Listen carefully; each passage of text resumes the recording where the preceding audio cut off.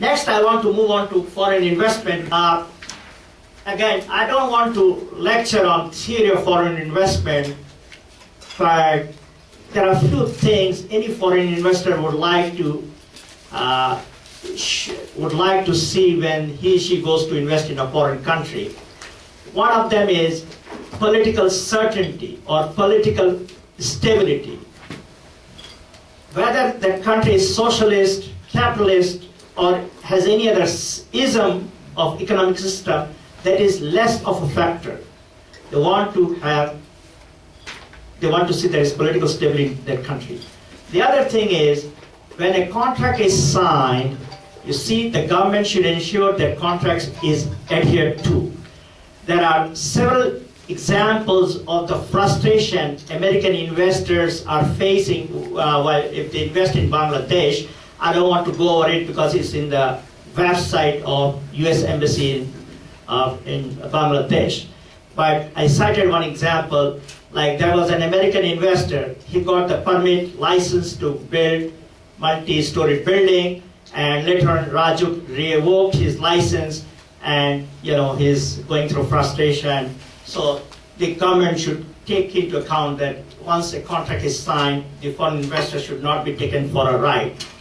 Again, I was fortunate to be in a meeting with Oregon governor. He flew all the way from Oregon on February 25th, I guess, to meet with Bangladeshi officials. He came to Washington, D.C. and visited Bangladesh Embassy to explore ways, means how Oregon could do business with Bangladesh. And he left with the impression that the state of Oregon could learn a lot from disaster management and inter-exchange of students. He was mentioning that geologists are forecasting there will be terrible earthquake, say 60 years down the road. So in anticipation of that earthquake that may hit Oregon, they want to learn from the experience of Bangladesh on disaster management, which has been extraordinary. Trade deficit, it's an old story, but I just want to mention, way back in 1985, it's only 24 years ago, U.S. trade deficit, we have a surplus $8.3 million, 8.3. Last year it was 3.4. Amazing. Okay, in 2005, that quota was about to be, removed. The Wall Street Journal was very cynical about Bangladesh. It had a cover page story said Bangladesh will be devastated. And if you look at the statistical evidence, it has been to the contrary. U.S. imports from Bangladesh grew at 12% per year for the last 4 years. Then compared to 1995 to 2004, the growth rate of imports of the U.S. from Bangladesh was 6%. So it doubled. Unfortunately, way back in 2000, Bangladesh missed the boat. In 2000, U.S. Congress passed what is known as AGOA, African Growth and Opportunity Act. Through this act, most sub-Saharan countries and few Caribbean countries enjoyed duty-free access to the United States. Since then, Bangladesh government and trade, interest groups realized they missed the boat, so they became very vigilant. And then in 2005, there was a trade bill which was introduced in Congress. It's called Tariff Relief Assistance for Developing Economies. It didn't make much headway. And again, another bill was reintroduced known as New Partnership for Development in October 2007. Again, I was fortunate to be with Professor Yunus, and he testified before the Senate Finance Committee. I was present at that hearing, so he tried to plead for the case of Bangladesh. What he said is, again, this is all well known, U.S. imports a larger volume in terms of value, more goods from France, but pays less duties.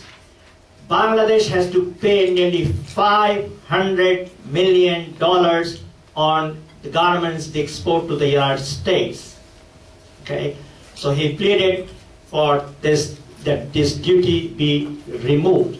So since 2000, the Bangladesh government and different trade groups, BGMA, have become very active in making sure this time they do not miss the boat.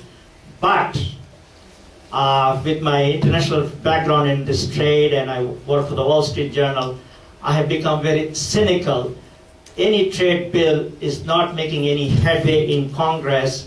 Okay, that is from the lawmakers' point of view. Recently, the Obama administration imposed tariffs on Chinese tires, sending a signal to the rest of the world that the U.S. for now is protectionist. So I remain very skeptical whether we'll get any relief from this duty Bangladeshis pay when they export garments to Bangladesh. So I will conclude with one just wishful thinking that I hope Bangladesh will try to improve on those things like corruption and political rights, civil liberties, because it would give a good image to Bangladesh. You see, beside that $500 million, yes, I would like to have it if that does not be bad.